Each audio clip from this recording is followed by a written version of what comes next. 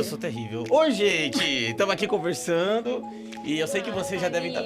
Tô meio amassadinho também. Eu sou inimigo do ferro de passar.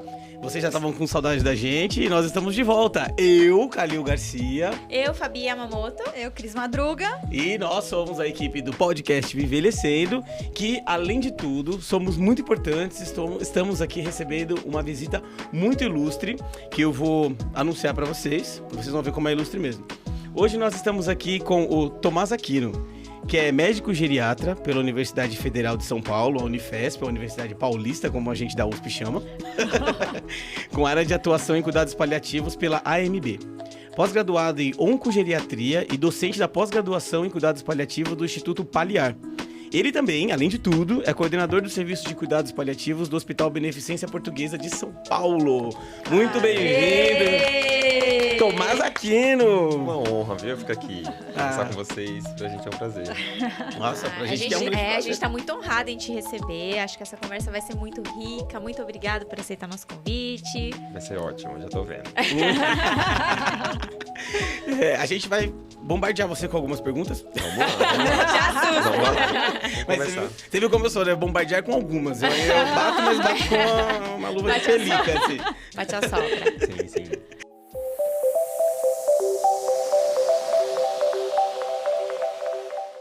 Então a gente queria começar assim, perguntando já o básico do básico. Porque assim, ser médico tem um misticismo, assim. Todo mundo quer ter um médico próximo, todo mundo, né, gostaria de conhecer um médico, ser amigo de um médico, mas as pessoas não têm muito contato com o médico, no geral. Sim. Por que você escolheu fazer medicina? Começa lá da sua história. Vamos começar da sua história até a história dos outros.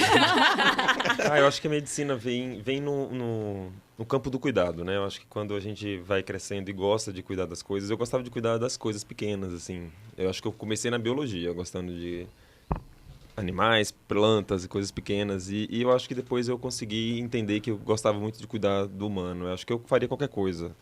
Psicologia, fisioterapia. Eu acho que qualquer coisa que envolvesse o cuidado seria bom para mim. Assim, acho que eu seria feliz. E eu acho que a medicina veio um pouco de influências. Eu ouvi um pouco da minha tia. Minha tia era médica de família. Eu gostava muito do olhar de cuidado, não só, né, da família e essa coisa na casa. Então, acho que me encantou um pouco isso. E aí eu fiz provas vocacionais, aquela coisa toda, e a gente vai descobrindo que gosta dessa área, e aí foi. Muito bom. Desde o começo. Nossa, mas também não é tão fácil assim, né? Começar a medicina não é assim tão simples, né? Sim. Sim. E aí, dentro dessa questão da medicina, o Calil falou, todo mundo quer ter um médico prático. Todo mundo associa o médico à cura. Sim. Então, a gente procura um médico porque a gente está doente e a gente quer a cura. Sim. Como que é para você essa sensação de que as pessoas buscam a cura? Sim, é assim, lidar com o que a gente não sabe, né? Quem não foi, assim, afim com a área de saúde, com a medicina, com a doença, assim, imagino que deve ser muito difícil lidar com um adoecimento, um sintoma e não saber o que aquilo está causando, né? As pessoas depositam muito no profissional de saúde, acho que não só no médico, às vezes o dever da sua saúde. Eu acho que o locus de cuidado, às vezes, sai muito do indivíduo com os seus hábitos, com os seus desejos, com o que deveria fazer, com as suas mudanças de hábito. E é colocado muito no profissional de saúde, não só o médico, acho que no geral, né? No hospital, então a saúde está fora, está no hospital, está nas coisas. E eu acho que é algo que a gente precisa conversar, né? Porque se a gente ficar com a ideia de que a saúde ela é colocada no outro, no profissional de saúde ou no médico, a gente vai deixar de fazer a parte mais importante, que é a prevenção, é o cuidado com o dia a dia, com minhas rotinas, com meus hábitos, né?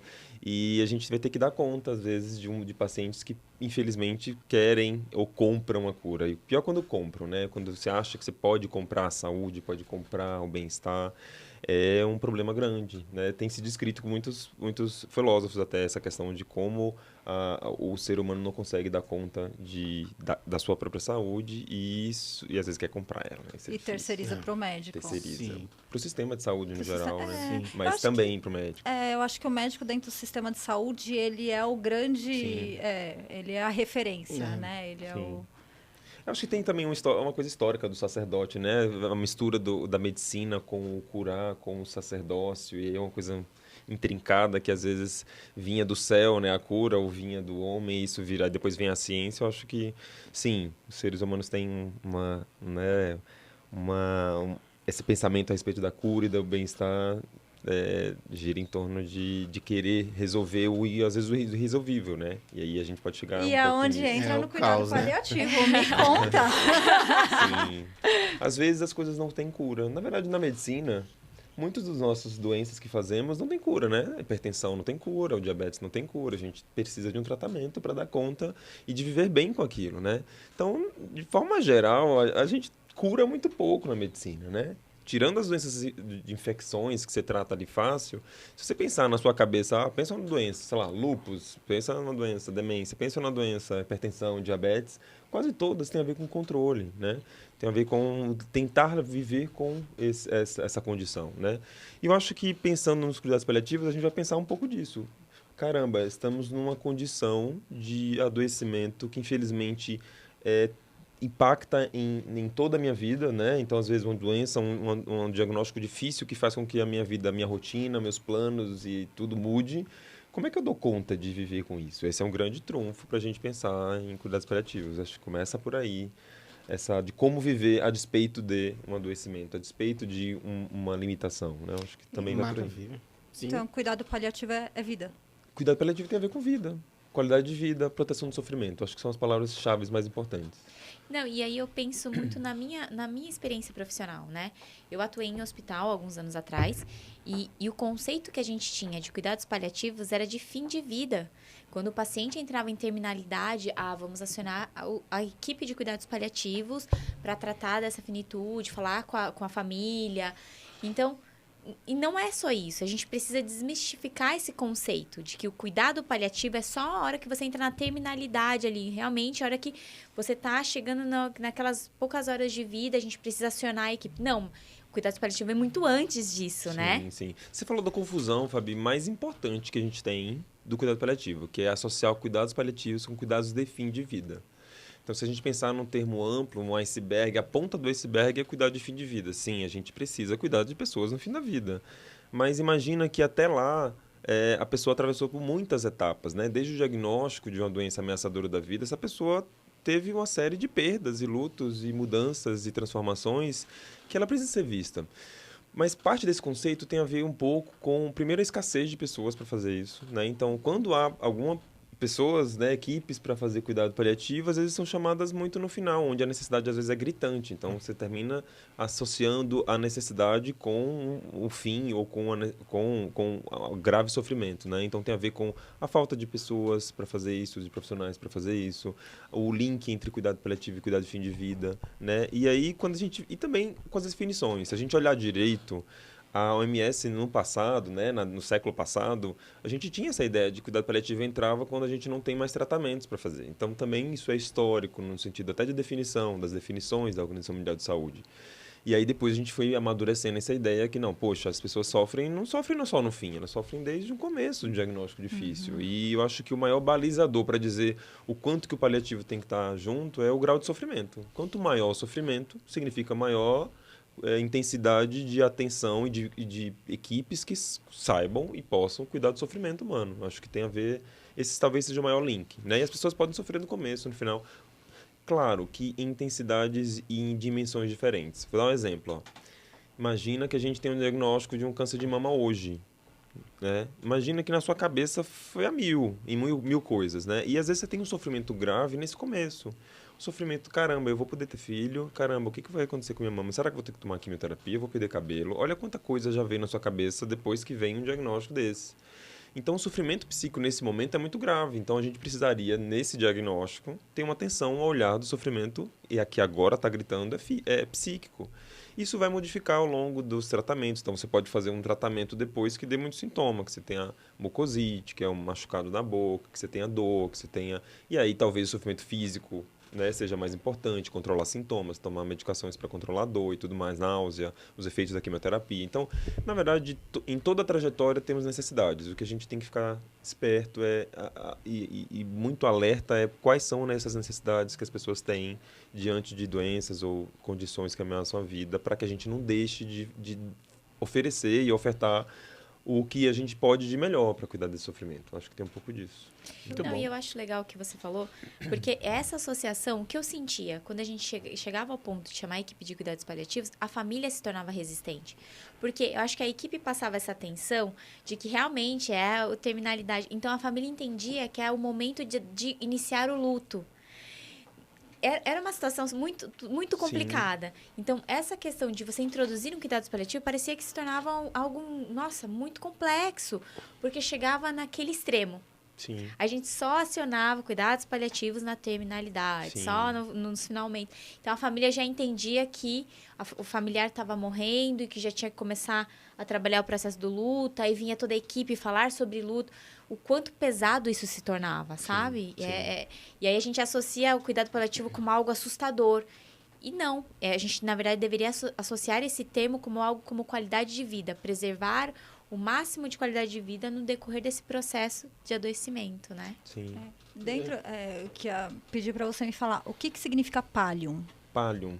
Pallium, o cuidado paliativo vem dessa palavra do latim, pallium, que significa manta, uma coberta, que tenta proteger pessoas que estão atravessando intempéries, né? Então, o nome é muito bonito, só que as pessoas, infelizmente, têm na ideia o paliativo, e às vezes falam até paliativo, né? Como algo que é um remendo, né? Você vai na oficina, o cara não resolveu a coisa, ele faz um paliativo, ele faz um jeito para que você possa andar de carro. Então, é como se tem como a palavra, assim, no uso comum, uma definição de algo que não resolve, que você faz ali para tentar, né, segurar. Quando, mas na verdade, é o contrário. Exatamente. É você trazer um conforto para alguém que está em grande sofrimento. E esse conforto, ele não é só fisiológico, Sim, biológico. sim. Ele contempla o que mais? Ele contempla todas as dimensões do sofrimento humano, né? Então, uma pessoa pode, a gente está falando aqui, ter um diagnóstico, ela pode ter dor por aquela doença, né? Ela pode ficar muito triste e muito desesperada, ou a partir daquele diagnóstico, porque a vida dela mudou, aquele mundo que ela estava conhecendo mudou, né? Ela pode sofrer da dimensão espiritual. Poxa, por que Deus me deu essa doença? Poxa, eu não fumo, eu não bebo. Por que Deus, né? Será que Deus vai me curar? Ou, enfim. E pode haver sofrimento também nesse campo espiritual, que aí quase ninguém nunca estudou isso, a gente nunca pergunta sobre isso, e às vezes é o maior problema da pessoa, né? O maior sofrimento da pessoa está no campo espiritual. E no campo social, né? Quem está diante de uma doença que ameaça a vida pode ter inseguranças a respeito de se vai trabalhar, se vai ganhar dinheiro, a pessoa vai perder o emprego por conta daquele adoecimento. Como é que a família está dando conta de também conviver com o adoecimento do ente querido, né? Tem uma série de sofrimentos também nessa dimensão familiar social. Então, é olhar para o indivíduo e faço um meia-culpa aqui médico, né? Porque o ensino médico foi muito voltado apenas para a doença. A gente aprendeu sempre o diagnóstico de insuficiência cardíaca. E a gente faz tal remédio e tal. E aí, no final do capítulo, não fala assim, e aí, quando o cara tá numa doença bem grave, o que a gente faz depois? Não E fala, quando o cara tá acaba. chorando na minha frente, o que eu Exato. faço? Como eu Sim, acolho, né? sim. Como eu passei, acho que eu já até comentei com o Calil, com você também, o Calil, com a Fabi. Eu tive uma situação que para mim foi muito gritante, que a minha avó, ela tinha uma doença bastante grave, que era progressiva, ela ficou internada durante um período longo e todo mundo via que ela não ia suportar, né? E apesar disso, o médico entrava todos os dias e falava, tá tudo bem, vamos continuar. Né? Até a hora que teve realmente uma intercorrência, ela foi levada para UTI, foi entubada, enfim, apesar dela já ter se despedido, né, da gente. Então, assim, e eu vou trazer isso, né, como também uma meia-culpa do profissional da saúde, como a gente não sabe lidar, né, com o sofrimento e com a questão do até onde a medicina pode ir, né, para a manutenção da vida. Né? E aonde é que o cuidado paliativo entraria numa questão desse sentido? Por que a gente tem tanto medo de falar sobre também, né, uma incapacidade de ir além, né? Sobre também, finitude, aqui não dá mais, né? Se o paliativo ele também faz essa comunicação, se ele possibilita que os pacientes e que os familiares eles consigam definir um pouquinho a trajetória da doença. E se é baseado em pesquisa, Tom, porque é uma coisa que a gente vê muito. Cuidado paliativo é quando não tem mais nada para fazer. Ou não, cuidado paliativo é baseado em pesquisa, em evolução de doença, em dado científico, em prognóstico de fato. Como que é essa abordagem com o paciente? Essa coisa do nada para fazer é muito, muito chato, né? Porque se um profissional médico fala assim, mas não tem o que fazer mais nada por você, ele ou vai ter que perguntar a alguém que saiba fazer alguma coisa, ou ele vai ter que aprender a fazer alguma coisa, né? Porque temos muito a fazer, independente de não ter coisas para fazer pela doença. Então, quando eu vejo alguém falando isso, que não tem o que fazer, eu acho que ele está falando só da doença, mas então ele precisa talvez encaminhar para quem sabe o que fazer, ou quem pode fazer algo pela pessoa que está atravessando. Veja como muda sempre pelo olhar, Parar né? de ver. As pessoas são Muito. CID, né? As pessoas são CID. Você olhou para a doença, não tem tratamento, então não tem o que fazer. Mas calma, eu não sou só um CID, eu não sou só um pulmão. Exato, Sim, gente. Né? Eu tô aqui, né? Tem um pulmão que está dentro de uma pessoa, que tem uma família, que tem um espírito, né? Tem várias questões assim. Você falou, Fabinho, acho que uma coisa interessante quando a gente fala do cuidado paliativo e o olhar disso, essa comparação entre a chuva e o guarda-chuva. Acho que teve um artigo que foi publicado na revista de Oncologia que fala para o oncologista assim, ó, imagina que você está com um paciente aqui e de repente ele vai sair para casa e de repente cai aquela chuva, cai um toró e ele se molha. Caramba, e ele volta para você e sofrendo pelo que passou pela chuva, e você vai lá, o oncologista dá um guarda-chuva. Poxa, tem um guarda-chuva, então abre da próxima vez. E aí, olha a diferença que é se você não tivesse esperado que aquela pessoa tivesse atravessado aquela chuva toda. Você desse um guarda-chuva antes. Então, é a comparação entre a chuva e o guarda-chuva. As pessoas fazem a confusão do cuidado paliativo pela chuva. Poxa, caiu uma doença. Aí vem alguém com guarda-chuva para segurar o que está acontecendo decorrente daquele adoecimento. E confundem a chuva com guarda-chuva. Quem está com guarda-chuva não tem o poder de chover, né? Não é porque a gente chega que a pessoa fica doente ou fica pior ou vai morrer. Não, infelizmente as doenças estão aqui, o sofrimento é inerente ao ser humano, né? Agora, o quanto que a gente vai estar preparado para proteger dessa chuva, isso é um ponto importante. E a confusão que há entre o guarda-chuva e a chuva é grande. Sim. Eu acho que essa confusão pode até acontecer no paciente, na família, que são leigos, mas eu acho isso muito mais grave quando é feito por profissional de saúde, né? Quando o colega médico não sabe o que a gente pode fazer, né? Então, existe, como a Cris está falando, um tratado. Então, imagina, você não tem nada para fazer, tem tratado sobre o nada, né? O tratado sobre o nada, tratados de cuidados paliativos para dizer, para entender melhor quais são esses sofrimentos, que momentos as pessoas podem sofrer mais, como a gente cuida desse sofrimento em todos esses âmbitos. Então, tem muita ciência, muito estudo.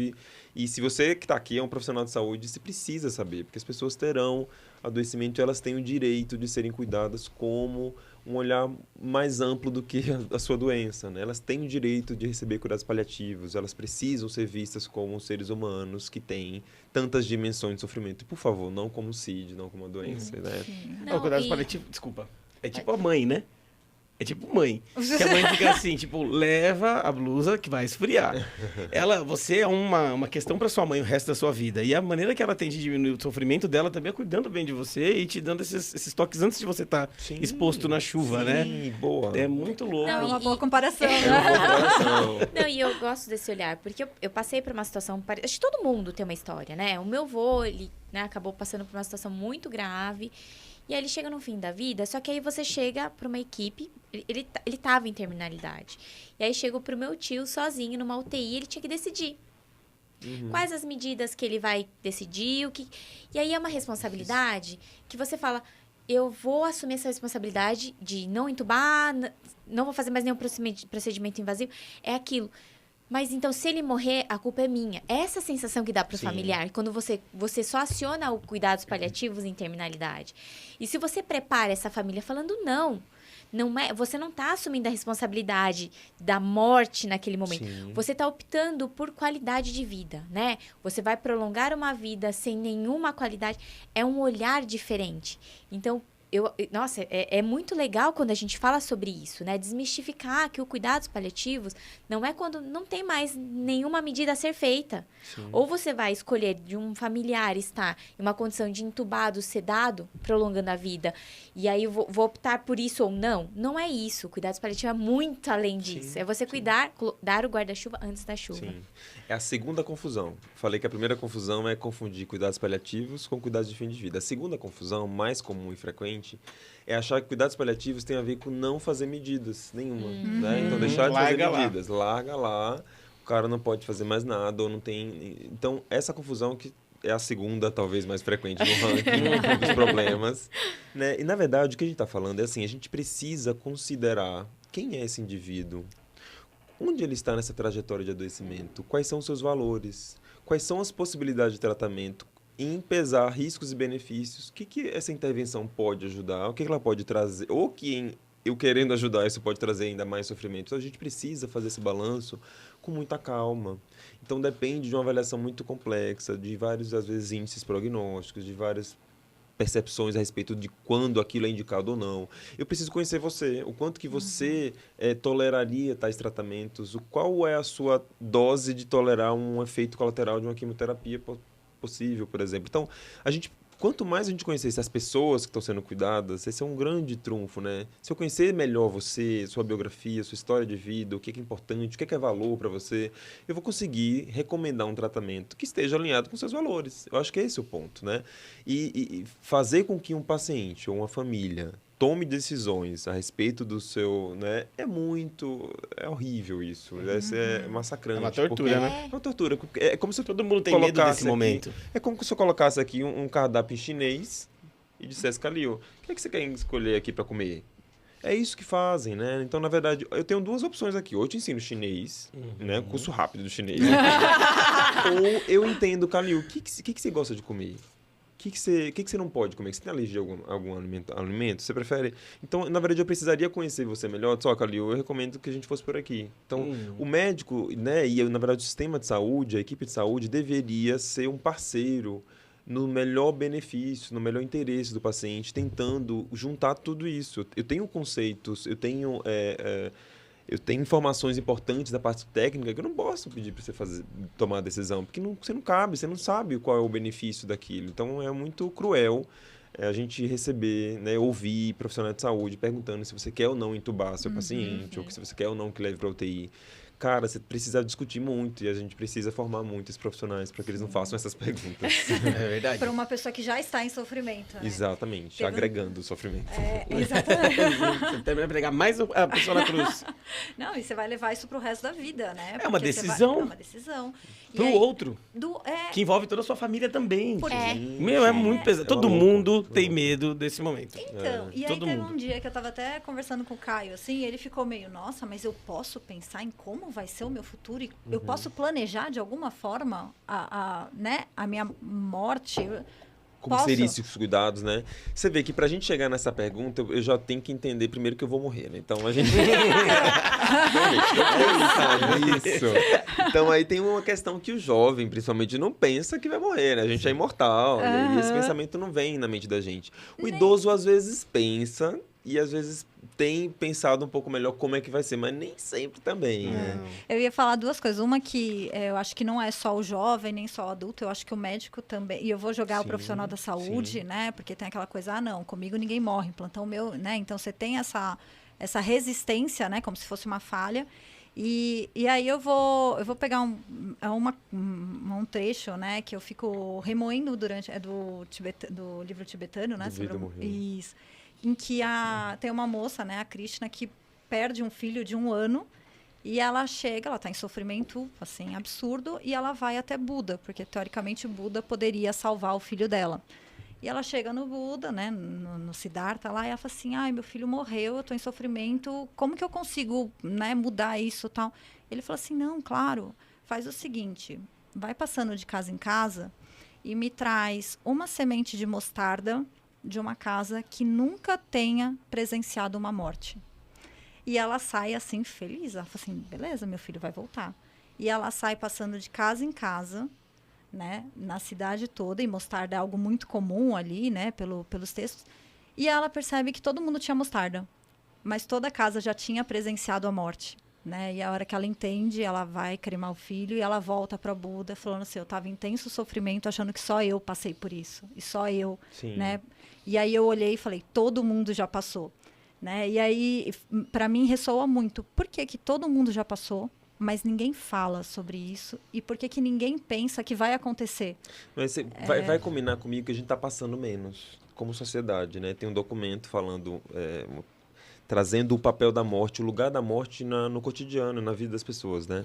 Então, veja que interessante, né? Antigamente, se você procurasse sua avó, sei lá, quem tiver mais velho da sua família, vão contar que o velório acontecia em casa, que as pessoas tinham uma relação com a finitude um pouco mais próxima. Seja porque a medicina, né, a gente não tinha, enfim, uma estrutura de cuidado que conseguia, né, resolver tantos problemas assim.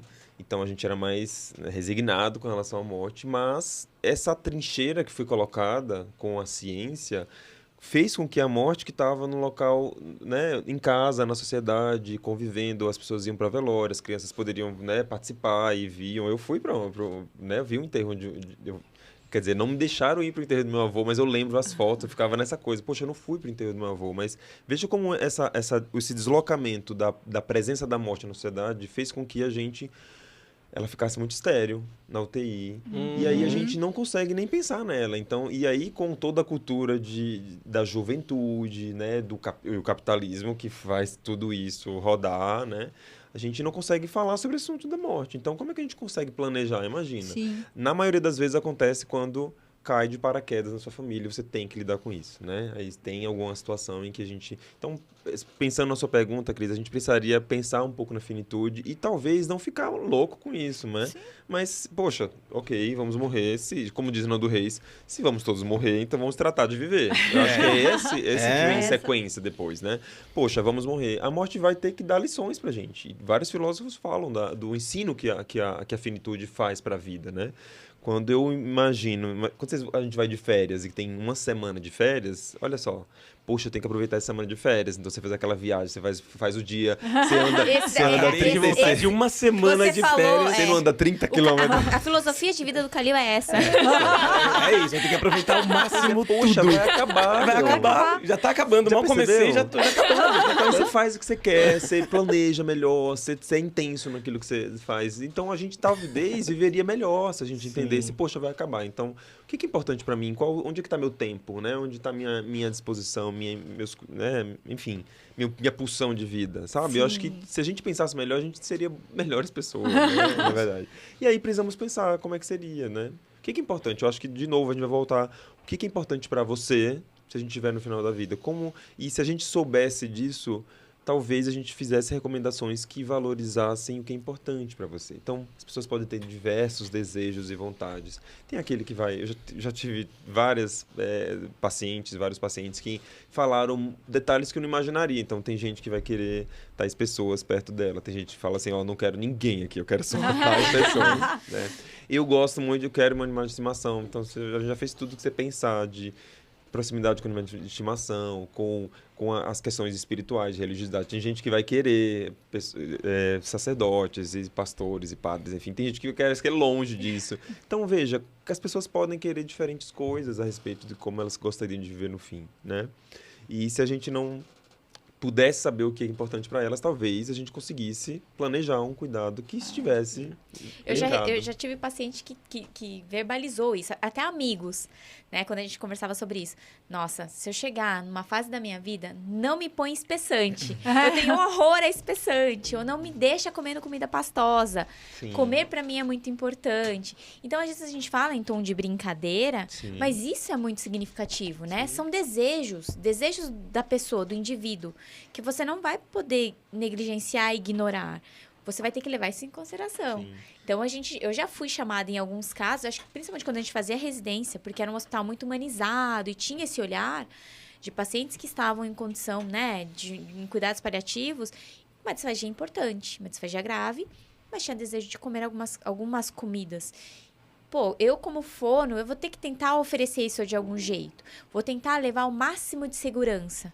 Mas eu quero levar essa sensação, esse prazer em comer, às vezes, um cuscuz, que é o terror do fonoaudiólogo. Farofinha. É muito seco, né? Mas vamos ver o que dá para adaptar e oferecer esse momento. É Sim. importante para a pessoa. A gente tem que pensar no indivíduo e não no CID que ela carrega, não na patologia, Exato. né? Sim. Você veja como essa transcendência da doença para a pessoa muda todo o nosso olhar. Caramba, ele não pode comer cuscuz, mas essa pessoa precisa comer cuscuz, porque isso tem a ver com a história de vida dela. Meu pai era um cara assim, ele tinha uma disfagia gravíssima por um Parkinson, e ele é nordestino, eu sou nordestino, de Aracaju, e ele comia aquele cuscuz. Café da manhã dele. E aí ele gasgava. Aí minha irmã já fez várias manobras. paciência, ele sabia dos riscos, a gente partilhou, tava se tentava fazer no melhor dos isso. riscos, né? Então, acho que é isso. A gente precisa ter esse olhar em relação a o que é importante para alguém, para cuidar dela melhor, né? Eu acho que começa por aí. E você pode formalizar. Poxa, aí tudo bem. Tenho desejo, você já pensou um pouco nisso. Às vezes, tem algumas doenças, algumas condições que isso se torna mais sério, mais patente, né? Por exemplo, quando a gente tem uma esclerose lateral amiotrófica, que a gente já sabe um pouco dessa história, como é que vai ser, se a gente conseguir planejar essa história um pouco melhor, a gente não vai fazer as coisas nas pressas e, às vezes, com muito risco, né? Então, talvez registrar isso, a gente está falando, então, de diretivas antecipadas de vontade. Diretiva antecipada de vontade tem a ver com os desejos que você tem, que a gente tem aqui, que pode fazer, que gostaria que fossem respeitados quando eu chegar numa fase final da minha vida e eu não possa falar sobre eles, né? Então, a diretiva tem a ver com o garantir uma autonomia que, infelizmente, pode ser prejudicada em algum momento, porque eu perdi a cognição, porque eu estou em delírio. Então, alguém sabe, alguém já está registrado o que é importante para você, que a gente tem que lembrar. Então, é como se fosse um instrumento de respeito e de garantidor, né, da autonomia de alguém que, infelizmente, em algum momento possa ser perdida. Sim. E eu acho que até uma forma de você tirar essa preocupação do outro. Sim, esse peso. Esse peso, que nem o Calil falou, né? Você falou assim, te dei um cardápio em chinês. Poxa, o outro também não sabe, né? Agora, se eu sei o que meu pai quer, ou minha mãe, eu falo, putz, não, é aqui. E eu tô em paz. Né? Eu vivi isso na pele com meu pai, não sei se eu sabe sei. a história. Né? Conta pra gente. Assim, meu pai, ele teve um Parkinson muito difícil, assim, e jovem, né? E, assim, o paliativista em casa, o geriatra em casa, a gente sempre falou sobre isso. Ele conseguia falar muito sobre o que era importante. Então, toda a família já sabia o que era importante pro meu pai, né? E, em alguns momentos, a gente precisou tomar decisões que ficou muito mais fácil pra gente, né?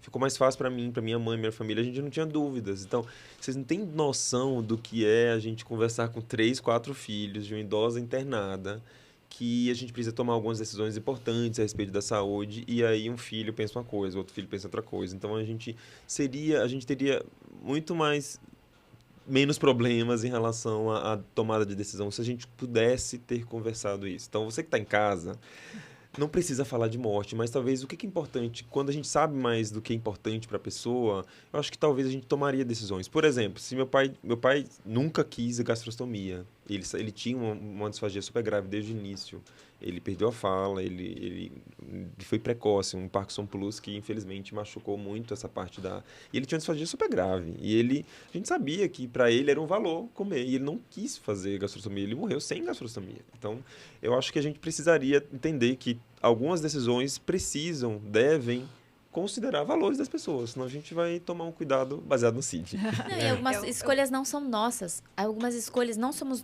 de nós, familiares. E assim, da pessoa. Exato. Né? Eu não tenho que escolher. Igual, né, você respeitou a escolha do seu pai. Ele não quis gastrostomia. Vamos levar até quando ele for conseguindo comer e a gente vai contornando até o momento. Sim. Foi possível. Fabi, quando você tem um médico que fala assim, não, o senhor tem que fazer isso, olha só. Então, quando muito você pesado. eu sempre respondo, eu não tenho que nada. Começa tem por que aí. fazer alguma Não, coisa. mas é um peso, é um CRM me falando o que eu tenho que fazer. Se eu não tô preparada para isso, como que eu vou debater? Como que você vai falar, não vai fazer? É muito peso. Eu vou assumir a responsabilidade de não fazer. Agora, se eu chego a algum familiar, né, me fala, me expressa esse desejo, eu consigo bater no peito. Não é uma escolha sua, não é uma escolha minha, é uma escolha da pessoa. Sim. Entendeu? E é diferente. terão caminhos intermediários, sabe? As pessoas sempre pensam entre o 8 e 80. Não vai fazer ou vai fazer. Calma, a gente vai e pode encontrar caminhos prudentes que respeitem, que tenham cuidado para também, né, não arriscar muito aquele, né? Mas também que respeitem as pessoas. Então, eu acho que sempre tem caminhos possíveis. Mas se eu olhar só a parte biológica, se eu achar como profissional médico, eu que sou, né, o Deus para dizer o que você tem que fazer, poxa, a gente vai estar num mundo que... Sim. No paternalismo, que é muito antigo, né? Então, se você ainda vive nesse, né? Tem profissionais que cuidam de você que falam isso. Você imagina, você fala, para de fumar. É a pior estratégia que você tem para mudar um estilo de vida é falar isso, para de fumar. Sim. Porque tem médico que ainda acha que só fala, para de fumar, cara. Aí pra quem fuma dá vontade de acender um cigarro na hora. É que eu devo cara. Só pra te mostrar. Te mostrar que você é meu pai, né? Eu sou essa pessoa. Mas a Fabi trouxe um exemplo aqui que é muito representativo. Por exemplo, ela trouxe uma coisa que é a do espessante, né? Sim. Porque eu não quero tomar espessante e tal. Eu fico impressionado com a quantidade de famílias que eu visito. E o profissional fonoaudiólogo, vocês fonoaudiólogos estão ouvindo a gente aqui, lembra disso. A gente fica muito no protocolo, é uma coisa que, você esquece completamente do ser humano que você está tratando. Você fica tratando uma disfagia, única e exclusivamente. Aí é aquela coisa, o fonoaudiólogo entra na sala para fazer exercícios, adaptação de dieta e recomendação de espessante e tal. O seu papel não é só esse, sabe? Sim. O meu papel, quando eu entro naquela família, é proporcionar o melhor que eu puder para aquela pessoa, para ela conseguir desempenhar o melhor, a função da deglutição e da alimentação até o último momento que ela puder. Sim. Sabe? Acho que a gente tem que lembrar disso, que além de tudo, antes de evitar pneumonia, desidratação, tudo aquilo, a gente tem que evitar enquanto a gente faz com que a pessoa ela tenha uma vida que vale a pena viver. Sim, com qualidade. A questão, né, de segmentar qualquer indivíduo. Eu acho que isso no idoso é muito forte, né? Então, o idoso tá... Talvez até porque durante a fase adulta, a gente... tô com dor no pé, eu vou então ao especialista. E o idoso vai juntando, porque ele vai passando em vários especialistas, né? E aí, de repente, tá tomando muitos medicamentos, né? Muitas vezes não faz bem com o outro e tudo mais. E aí entra o papel do geriatra. Sim. O geriatra termina sendo o maestro dessa história, né? Porque é aquilo que você falou. Você vai no cardiologista, o cara deu um remédio. Esses dias a gente teve um paciente que veio cuidado por um ótimo neurologista e também tinha um gastroenterologista que também estava cuidando do refluxo aqui e do Parkinson aqui. Não sei se você sabe, mas imagina que tem remédios que eu dou aqui para refluxo que são totalmente contrários ao que eu dou para o Parkinson. Então ele estava, sem querer, usando remédios que são antagônicos.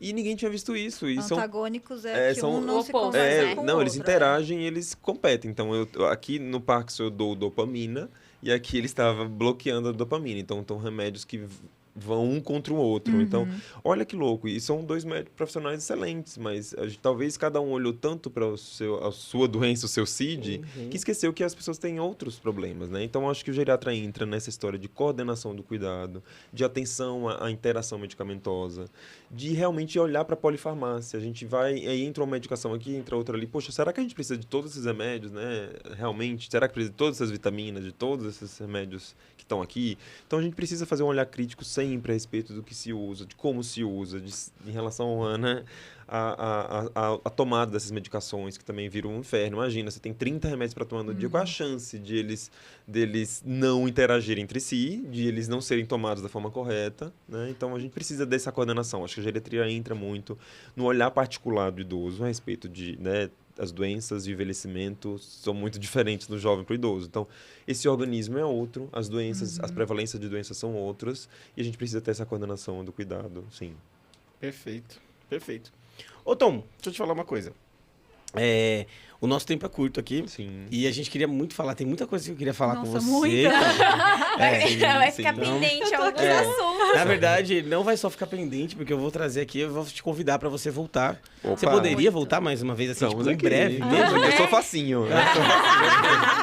Então, perfeito. Porque assim, a gente quer fazer... A gente vai transformar o seu episódio numa sériezinha de uns 2 ou 3 episódios. Nossa. Vamos conversando. Pode ser? Pode ser. Porque, assim, tem tanta coisa. Eu mesmo, eu tô ouvindo você falar, eu tô tão angustiado com coisas que eu tô vivendo. Eu tô vivendo coisas assim. Sabe? Todos nós estamos vivendo, mas eu tô vivendo muito assim, marcado. E tem tantos exemplos e tantas pessoas que eu sei que estão acompanhando a gente ali, tem filhos de pacientes nossos que estão acompanhando, e que eu acho que seria tão interessante a gente dar a chance, inclusive, deles trazerem algumas coisas pra gente trazer pra você. Seria ótimo. Perguntas ou... A gente podia fazer um episódio de alguns assuntos dos trazido por eles, né? que eles vão trazendo. E a gente vai respondendo. E até eu venho pensando... Um dia ao vivo, Eu venho pensando, Tom, de algumas questões que a gente viveu mesmo. Porque tudo que você trouxe nessa conversa, eu penso muito que está muito relacionado ao planejamento. Sim. E a gente fala muito sobre como é que eu vou planejar o meu envelhecimento. E esse processo de falar sobre, né, se eu adoecer, o que eu quero para o meu processo de adoecimento, o que eu espero, o que eu não quero de jeito nenhum. Será que a gente coloca isso em pauta? Sim. Será que a gente conversa sobre isso? Com certeza não, né? Então, não é um assunto que Não a gente conversa. Às vezes você até levanta na família, mas alguém fala, ai, credo, pra que falar disso? Como se fosse algo vira essa boca ruim. pra Como lá. se fosse trazer, né? É. Você vai chamando. atrair isso. E como se a gente não fosse viver isso? como se não olhar pro problema resolvesse ele, né? Coloca um pano. Tem É isso que uma eles pensam palavra que é o de- paliativo. Coloca um pano em cima e cobre. Sim, me cobre. Né? Quando você não olha pro Ele não problema, ele te pega por trás, né? É muito exatamente. É muito É pior. E aí é um pouco do que eu vivi, né? O meu avô, quando ele adoeceu, ele, na verdade, ele vinha um processo de adoecimento que a gente não sabia que ele tinha. Quando a gente descobriu, já estava no estágio muito grave. E aí, minha mãe, são em 3, e eles tiveram que viver esse processo, e a gente acabou sendo envolvida, tomada de decisões, Avalanche, naquele né? susto.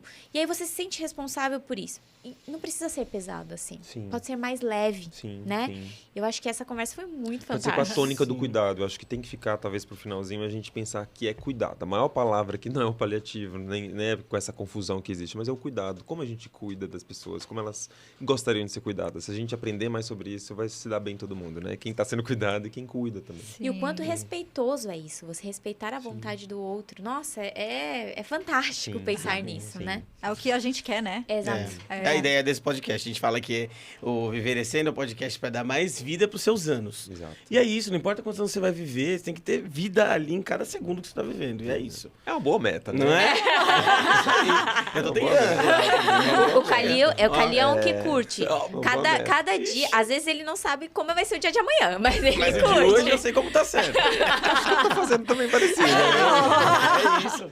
Então, muito bom. Tom, muito obrigado pela sua presença. Agradeço. Assim, como eu tava falando lá pro pessoal, é uma sériezinha, então, que a gente vai Vamos bater um papo, eu adorei. Bora. É uma sériezinha de 2 ou 3, assim, não precisa ficar, não vai ser 15, tá? Fica É, tranquilo. não, daí daqui a pouco é 15. Sério, né? Ó, ele tá Sério. falando que não é, mas Daqui a pouco você tá aqui pra sempre com a gente. Mas achei legal essa ideia de trazer perguntas ou que as pessoas possam trazer Sim. demandas. Porque às vezes são casos que acontecem na vida da pessoa e... Acho enfim. que é Exato, e a gente aqui que tá acostumado com isso, tá assim, tipo, querendo trazer coisas e contribuir, então acho que você é uma pessoa que vai ser muito importante aqui pra gente destrinchar bastante esse assunto. E então a gente vai ter de novo o Tom, ó. Fevereiro, eu acho que a gente já consegue trazer você de novo. Maravilha. Ah, Tamo aqui. É Com vocês isso fica aí. tudo mais fácil. Né? Fica tudo mais legal. Muito obrigado. Obrigado, viu, Tom? Agradeço, viu? Obrigado mesmo. Obrigado Só a a gente todos pode vocês chamar de também. Tomás, viu? Então é De Tom. Ele é Tomás. Ô, Tom, passa o seu o arroba. Insta, por favor. Eu não tenho um Insta profissional, então você tá. acredita? Então não vai seguir ele no pessoal, não, porque fica vendendo só. Nem tem, nem pode, né? Fica bloqueado. Fechou, então. Mas tem tomasaquinogeriatra.com.br, que é o site de atendimentos e consultório da geriatria. Ah, perfeito. É Tomás com Z. Tomás, Né? Joga no Google lá, Tomás Aquino, Geriatra. aí geriatra. E se tiver perguntas, né, mais direcionadas ao Tom, pode mandar no nosso Insta, Que a né, gente manda. Envelhecendo Podcast, que a gente vai repassando e tentando responder à medida do possível. Mas foi muito bom essa conversa, acho que foi obrigado. muito Muito bom. enriquecedora, né? Trouxe, a gente conversou sobre até angústias nossas, assim, Sim, né? Sobre a questão de cuidados paliativos e a definição, que eu acho que a gente quer trabalhar muito esses tabus sobre o processo de envelhecimento, né? A gente precisa falar sobre isso Sim, para se tornar sim. mais fácil. Palpável, tem que ser palpável. A morte tem que ser palpável e tudo que vem antes da morte também, né? Pra viver melhor. Pra melhor viver qualidade. melhor. É isso Exato. aí. Vivelecendo Disse tudo. bem. Beleza. Exato. Muito bom. Muito Muito obrigado, obrigada. Tom. Maravilha. Pessoal, Obrigado, vocês gente. que estão vendo a gente aí, lembrando que o nosso podcast, ele vai ao ar a cada 15 dias, então vocês estão assistindo aqui a gente hoje. Semana que vem vai ser Natal, aí você vai assistir a gente de novo, porque vai ter episódio de Natal, dia É, o de Natal 24 tá de muito dezembro. engraçado. Sim, a gente tá, ó, Assistam. A gente ainda não gravou. pegaram a gente do povo. Mas a gente tem episódio de Natal. E aí a gente, na outra semana tem outro episódio, enfim, a cada 15 dias, pula uma semana, na outra a gente tá de volta, tá bom? Então, dia 7 de janeiro tem outro episódio pra vocês acompanharem depois do de Natal, tá? Então, espero que vocês tenham gostado, siga a gente no Instagram, vai lá no YouTube, não esquece de no YouTube, ver o episódio completo, não é só um pedacinho não. Vê o episódio completo lá no YouTube, tem o Aperte TikTok. sininho. Isso, aperte sininho. Aperte o sininho pra vocês verem as notificações, atualizações do YouTube. Exato. Manda mensagem pra gente, tá? Então fiquem à vontade aí pra se comunicar com a gente. Mandem novas coisas e o Tomás volta. Ele é tipo, também, ele é tipo Thanos. Já virou um Mas integrante volta. da equipe aqui, ó, Com honra, Envelhecendo. com honra. Muita honra. Muito obrigado, gente. Mais uma vez. Muito Obrigada. obrigado. Tchau, galera!